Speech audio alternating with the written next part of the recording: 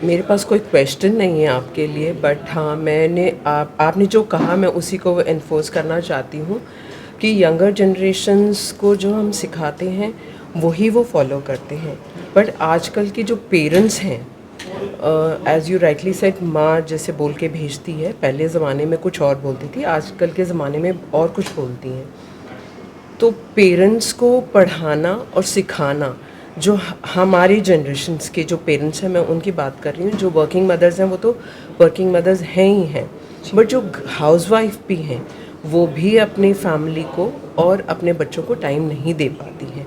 तो मैं ये पूछना चाहती हूँ कि जो इफ़ेक्टिव पेरेंटिंग जिसको हम बोलते हैं उसको कैसे और इन्फोर्स किया जाए। अगर हमें अपने पेरेंट्स को, अपने हाउसवाइफ लेडीज़ को सही करना है तो अगेन फिर मेरी बात कड़वी होगी। मेरा तो स्लोगन है कड़वे वचन लेकिन सच होंगे। अगर हमें औरतों को सही करना है तो सबसे पहले अपनी ज़िंदगी में से एकता कपूर को निकालना होगा। अगर एकता कपूर के सीरियल देख रहे हैं तो क्या सच में औरतें इतनी गंदी होती हैं? क्या आप मेकअप करके सोते हैं? क्या 24 घंटे आप एक लुक के अंदर रहते हैं?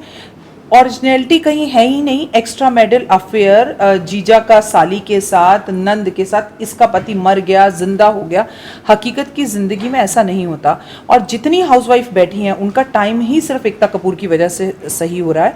और एकता कपूर की महिलाओं के चीज़ों को देखकर ना बाजार में जूड़े बिक रहे हैं या ज्वेलरी बिक रही है। मैं आपको एक बात बता दूं, लेडीज़ बाकायदा फोटोएं खींच खींच के पार्लर में ले जाती हैं कि ये वाला हेयर स्टाइल चाहिए, और वो एग्जैक्टली अपने हस्बैंड के साथ वैसा ही ट्रीट करना शुरू करती हैं। अच्छा, मैं एक बात और बोलूंगी, एकता कपूर की पिक्चरों में या सीरियल्स में ओवर अच्छी बहुएं भी होती हैं जो हकीकत में नहीं होती। कि हाँ, तुम्हें जाना है, तुम किसी और से प्यार करते हो, तुम जाओ, मैं गाड़ी में बिठा के तुम्हें छोड़ कर आऊंगी, ये नहीं होता। तो हमें ना सबसे पहले, आज हमारे पास नेट है मैम, हमें नेट पे बहुत अच्छी अच्छी गॉड की तस्वीरें, महाभारत, रामायण, जो भी हमने लॉकडाउन में देखा, हमारे बच्चों ने भी देखा, उनको इंटरेस्ट आया क्योंकि ऑप्शन ही नहीं था घर से बाहर जाने का, तो खाना साथ खाना था। तो अगर हम कुछ ऐसी चीज़ें अपने घर में रूटीन में करें, आप मुझे दिल पर हाथ रखकर बोलिए, हम सब उठते हैं सुबह, लेकिन हम सब की शुरुआत बेड टी से होती है। ये कब से होने लगा? ये तो भारत का कल्चर नहीं है। भारत का कल्चर तो कहता है उठकर महिलाएं नहा धोकर अपने किचन में जाए। आपके घर अगर मेड भी है तो आप घर का दरवाज़ा खोलें, दरवाज़ा खोल के सूरज को आने दें, कबूतरों को बाजरा दें, कट्टू गिलहरी को कुछ खाने को दें, कुत्ते को दूध, गाय को रोटी दें।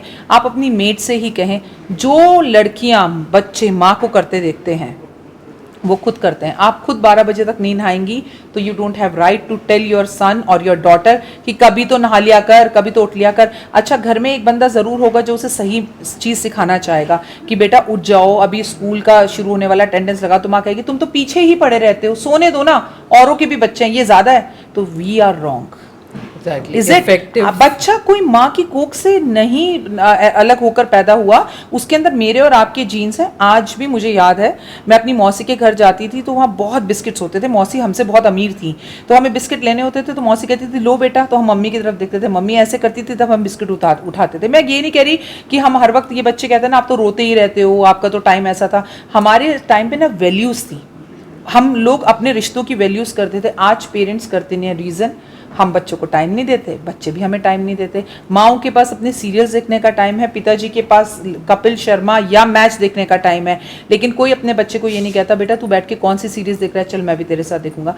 Have you seen any series में कितनी गालियाँ हैं? किसी ने एक्शन उठाया, किसी ने आवाज़ उठाई कि हम अपने फैमिली के साथ क्या देख रहे हैं? हम उस जनरेशन के बच्चे हैं जब विस्पर की ऐड आती थी तो उठकर कमरे से बाहर चले जाते थे। आई एम नॉट सेइंग बदलना चाहिए, विस्पर के बारे में बात करनी चाहिए, मैं कह रही हूँ कॉन्डोम के बारे में भी बात करनी चाहिए, हर विषय पे बात करनी चाहिए, लेकिन शर्म खत्म नहीं होनी चाहिए कि अब माँ बहन की गालियाँ हमारी बेटी बहुओं और बच्चों के सामने हो रही हैं, उसको भी हम एक्सेप्ट कर लें, वो गलत है। तो आप अपने बच्चों को रोको कि इस तरह की series is not allowed in this house. अगर हम अच्छा करेंगे तो मैं मानती हूँ हमारा बच्चा ज़रूर करेगा। मैं आपको एक वाक़या बताती हूँ। मैं लंदन गई किसी सरदार जी के यहाँ वास्तु करने। मैं उनके घर गई तो उन्होंने कहा राखी जी बुरा ना मानिएगा, सत श्री अकाल, चप्पल उतार दीजिए। मैंने कहा सर हमारे यहाँ भी चप्पल उतार देते हैं। मैं जैसे ही अंदर गई, उनके सारे 4 जवान लड़के पग बांधी हुई, सारे पंजाबी बोल रहे हैं। मैंने कहा you born and bought up in UK? कह रहे हाँ। मैंने कहा तो बेटा इतनी अच्छी पंजाबी कैसे आती है? तो बोले मेरा रूल है, हमारे घर के अंदर अगर बोली जाएगी तो केवल मदर टंग बोली जाएगी, अंग्रेजी तुम कहीं और को दिखाना। और आपको मालूम है उनकी मदर कौन थी? उनकी मदर वहीं की अंग्रेज़न थी। जो वहीं बॉर्न एंड बॉटअप है, और फिर भी उन बच्चों में कल्चर है, हमारे और आपके बच्चों में कल्चर नहीं है, उन्हें ये भी कहने में हाय हाय हाय, सुबह से तो हमारे घर में हाय हाय शुरू हो जाती है, तो हाय हाय जीवन में हो गई है। राम राम, राधे कृष्णा, जय माता दी। मेरे को मालूम है मेरी माँ माथा चुम चुम कर उठाती थी, सर पर हाथ रखकर आशीर्वाद देती थी, खूब तरक्की होगी, खूब तरक्की होगी, और आज हो रही है। हम में से खुद कितनी माएँ देती हैं। हमारी माँ तो तकिया मार कर गएगी, उठ जा चल स्कूल जाना है। आप बच्चे को प्यार से उठाओ, किस करके उठाओ, राम राम करके उसके कान में राधे राधे बोलो। आप 3 दिन बोलिए, आप 3 दिन बोलिए, चौथा दिन आपका बच्चा आपको राम राम बोलेगा। I am can giving you in return, मैं रिटर्न में देने को तैयार हूँ, जरूर बोलेगा वो। चौथे दिन क्या हुआ माँ, आज तूने राम राम नहीं बोली।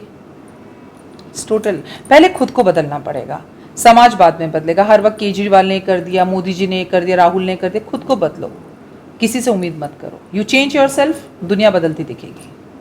Thank you so much. Same है, थैंक यू।